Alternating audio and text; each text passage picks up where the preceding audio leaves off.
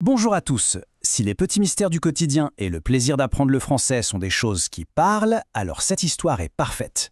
Aujourd'hui, on va décortiquer ensemble le chat et le mystère de la porte pour voir comment une matinée toute simple peut basculer en petite aventure. Allez, imaginez la scène. Un bruit étrange qui vient casser le silence. Un chat qui, lui, a l'air de tout comprendre. L'histoire peut commencer. C'est parti. Vous savez, toute bonne histoire de mystère commence souvent par un moment de calme absolu. Et celle-ci, eh bien, elle ne fait pas exception. On va voir comment le décor est planté dans cette première partie. Un matin paisible. On est tout de suite plongé dans une atmosphère super tranquille.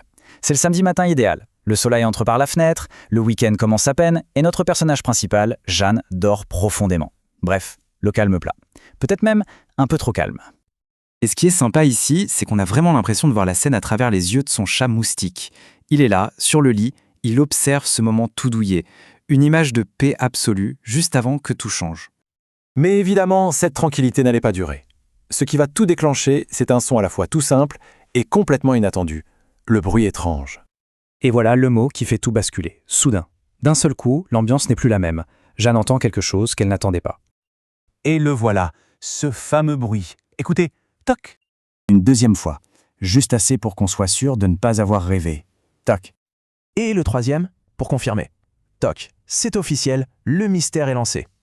Évidemment, c'est la question que tout le monde se pose à ce moment-là, Jeanne la première. Mais qu'est-ce que c'est que ce bruit ? Face à cet inconnu, c'est plus fort qu'elle, la curiosité l'emporte sur la fatigue du matin. Impossible de rester au lit, c'est le début de sa petite enquête et on va suivre ça étape par étape. Alors, sa réaction est immédiate. Jeanne se réveille doucement, mais Moustique, lui, il est déjà en mode alerte.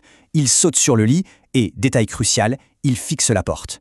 Lui, il sait d'où vient le bruit, c'est sûr. Encore à moitié endormie, la première idée qui lui vient est assez drôle. Elle se tourne vers son chat et lui demande, comme s'il était forcément le coupable, « Qu'est-ce que tu as fait, Moustique ?» Et c'est là que l'enquête commence pour de vrai. Observez bien la séquence.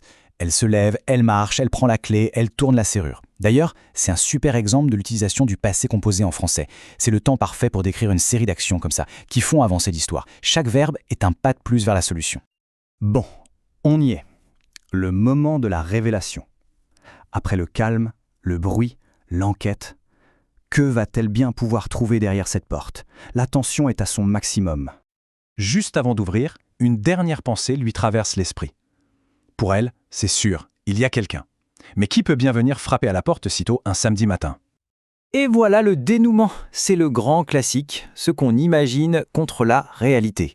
Elle était persuadée de trouver une personne, et en fait, non. C'est juste un petit paquet posé sur le seuil. Le grand mystère, ce n'était pas un visiteur, mais un objet. Alors, qui est le responsable de tout ce remue-ménage ? Eh bien, c'est un personnage qu'on ne voit même pas dans l'histoire, le facteur. C'est lui qui a simplement livré le paquet et qui est déjà reparti. Mystère résolu. D'un coup, toute la tension retombe. Et elle laisse place à un sentiment plutôt agréable. Le petit mystère se transforme en fait en une bonne surprise. Finalement, c'est un bon début de week-end. La réaction de Jeanne est super. Loin d'être déçue, au contraire, elle sourit. Elle ramasse son colis et retourne à son petit rituel du matin. Hop, direction la cuisine pour se préparer un bon café. Le confort reprend le dessus. Et alors, qu'est-ce qu'il y a dans ce fameux paquet ? Eh bien, la réponse est toute simple et plutôt sympa. C'est un livre qu'elle avait commandé la semaine dernière. Le mystère se termine donc avec l'arrivée de quelque chose qu'elle attendait.